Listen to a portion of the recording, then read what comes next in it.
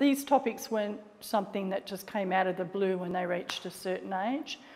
They were something that the children grew with. We freely discuss topics in our household anyway. We've got a very accepting household and everyone's welcome and no one's discriminated against. So I guess we were never afraid that if we talked to our kids about sex, they'd run out and have sex straight away. And I think parents have to be very supportive and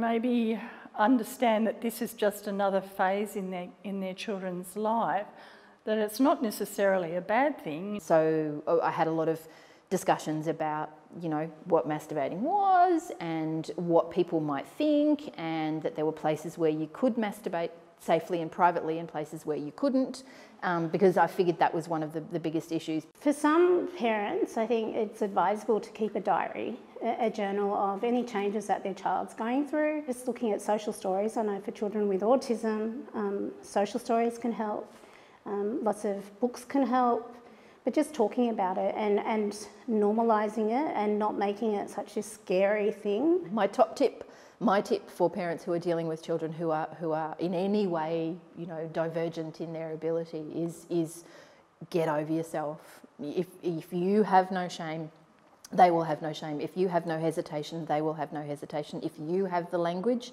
they will build the language in whatever way they choose to use language. Look at every single person has human rights and to respect that dignity, and that regardless of a disability, that consent is a human right to be able to say no.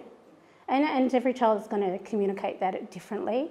And so it's to really know your child really well and to respect that. I just need to be mindful to allow him to be his own person in the world. He is an individual. He's not solely my son.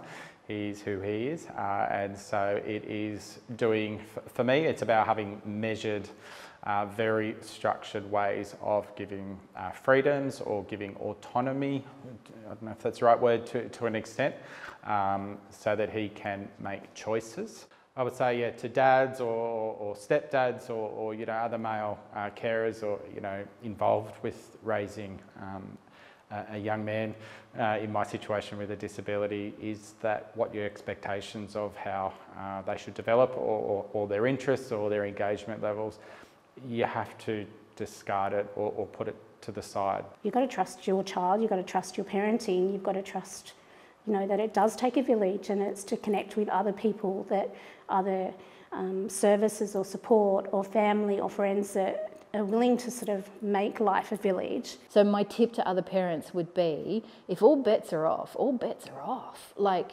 forget the rules about the right kind of human or the right way to behave, or, you know, a responsible adult. You know, I suck at responsible adulting anyway. I would much rather a happy adult, a safe adult, a creative adult, a confident adult, however that is expressed in that person.